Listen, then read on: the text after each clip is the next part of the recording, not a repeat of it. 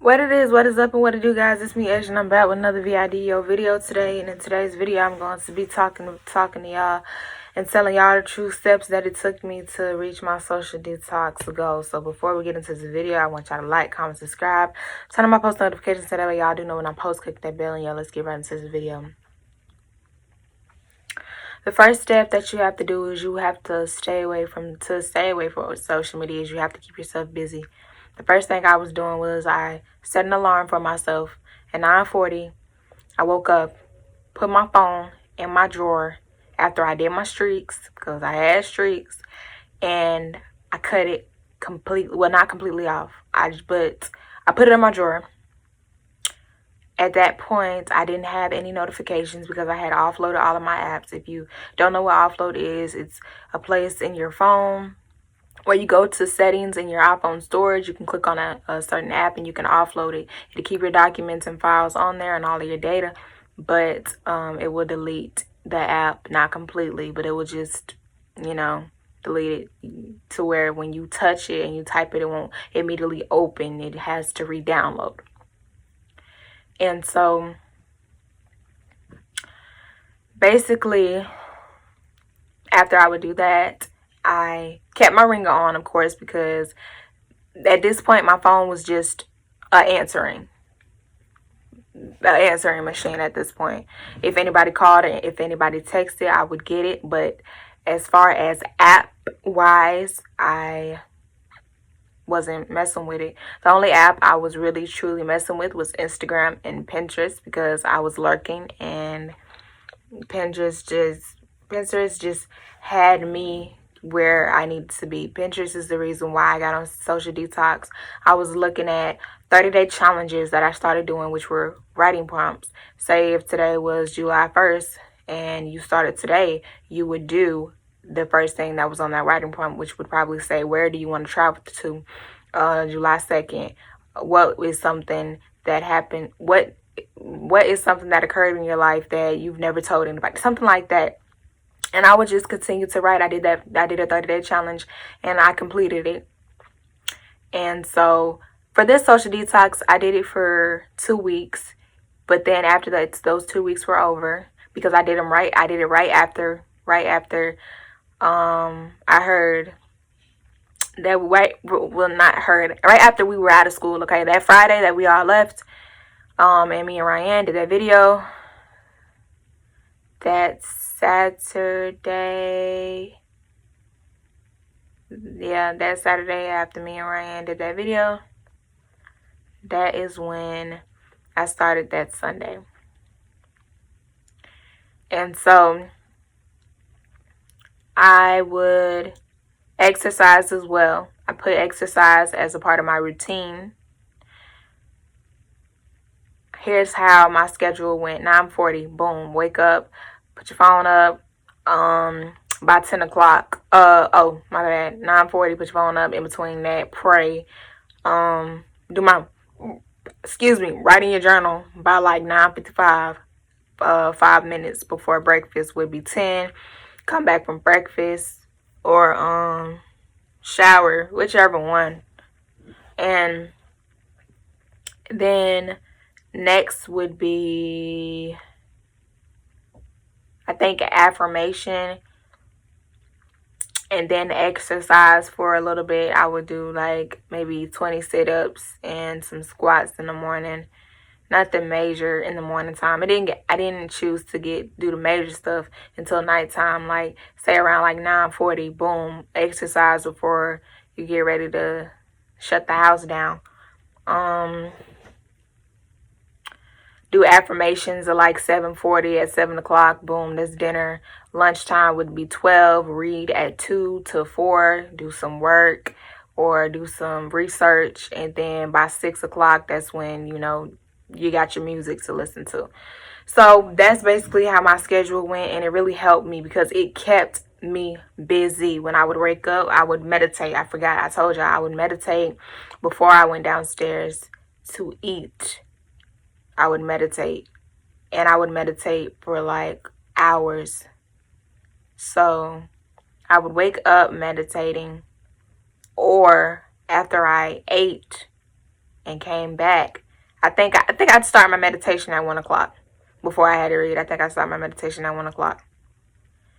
And so I don't know how meditation might work for some, because some may not believe that it works, but in all honesty, it worked for me.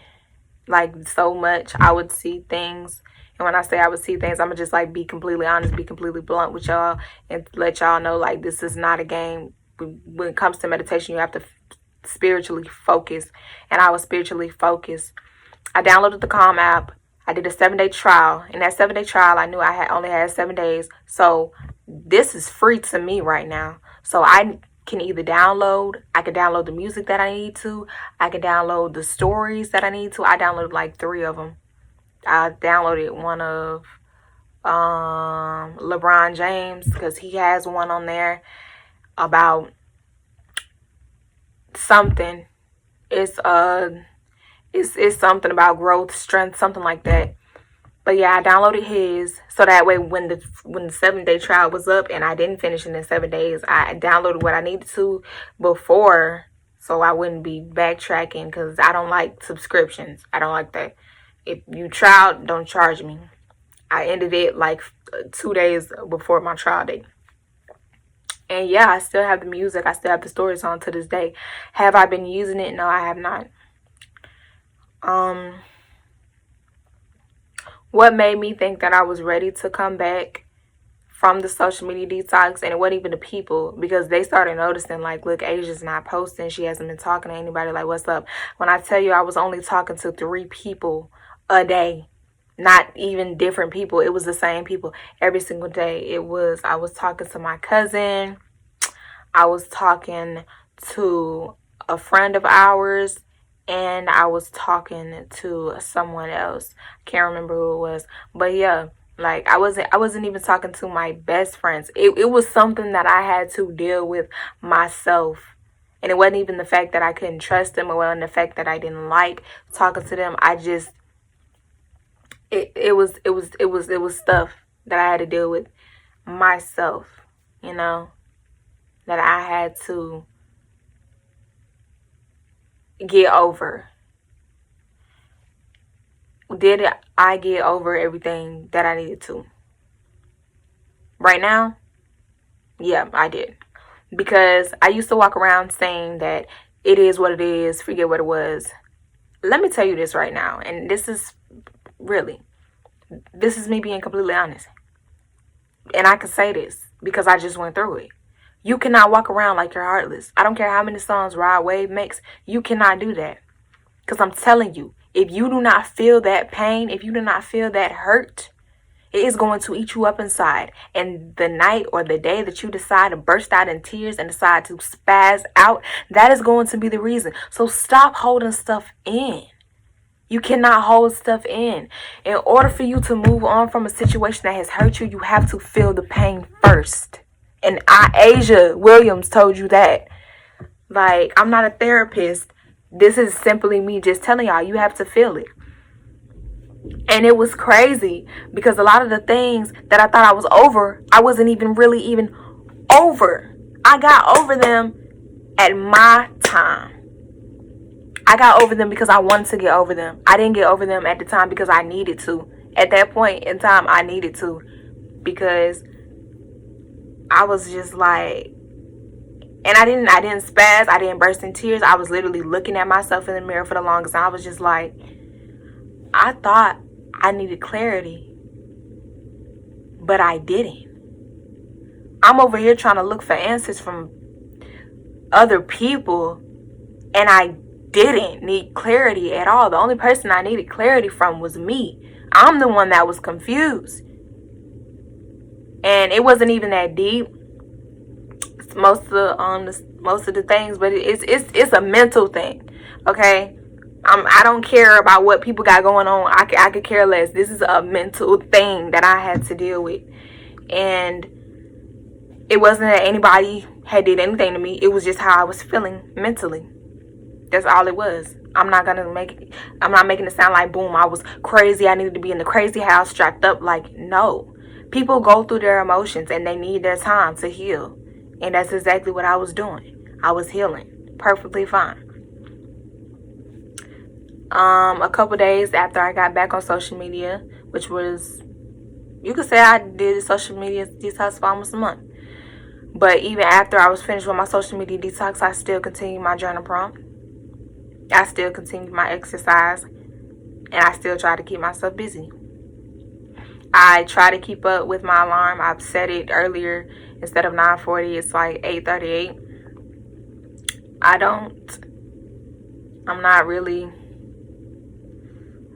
on it right now. As far as the meditation, I stopped a couple days after because I felt like I didn't need it anymore. But let me tell y'all something. In order to help you with meditation, but I'm not even going to say in order to help you, because what works for you might not, what works for me most definitely won't work for you. And what works for you, I might feel some way about it. But what I was doing that really helped me was writing. Writing will always help me. That's why I am in love with writing. Even though my hand can hurt, even though I get sick and tired of typing, I'm telling you, the best way that I've been is through a pen and paper. When I was writing those journal prompts, when I was meditating and I was doing those sessions, I had a pencil and paper right by me. And I was writing down exactly what they were telling me. And it helped because I was reading every single day. One of them says, if I can't change this, can I let it be? I read that every single day and every single night.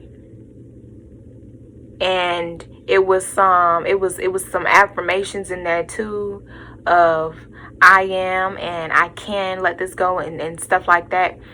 And just making myself solitaire was a big thing too. So I mean, you just really have to focus and you have to want it. That's why I don't understand how people be like, well, I don't see how they'll never change. Change can come if you let it. If you really want change, it'll happen.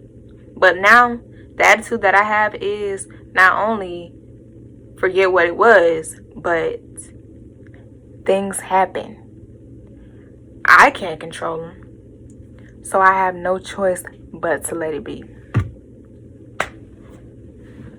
Period.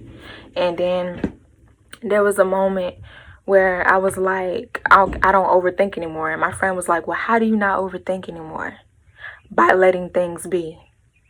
By, like I said, feeling the emotion. By letting the pain take you to a place where you've never been before in order for you to move on. Because that's where overthinking comes from. It's the fact that we think too much, but there's no such thing as thinking too much. Knowledge is a beautiful thing to have, and I'm glad I overthink. But I've limited the way that I do it, and it has helped me. You can't overthink that bad. You can't overthink bad things, and I think that's what we mean by overthink. We overthink the impossible. But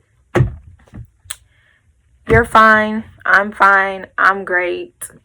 Perfect. So guys, if you like this video, make sure you like, comment, subscribe, turn on my post notifications so that y'all do know when I post. Click that bell. Hope y'all enjoyed this video. I hope I really could help somebody, and I know for a fact you're not supposed to tell anybody, what's going on with you, because 9 times out of 10 people do not care that you're trying to be better. People do not care that you've been meditating. People don't care that you out here trying to work out and get your fit right and get your shape good. They don't care. But understand, I have no problem telling y'all what's up. No problem. None at all. But make sure y'all live. Remember to live another day means to live another day equals another dollar. Live life to the very fullest. Make the best of this life that you can. And just be careful, be safe, and stay prayed up, because too much going on right now to just be doing nothing. Or to just be watching it pass by. But that's for another time, I guess. But yeah, guys, thank y'all so much for joining this table today. If y'all want some more talks like this, most definitely let me know. Matter of fact, forget it. There will be more talks like this. But yeah, guys, if you like this video, make sure you like, comment, subscribe, because my post notifications so that y'all do know when I post. Click that bell, guys. I should have got some more I'll find something later.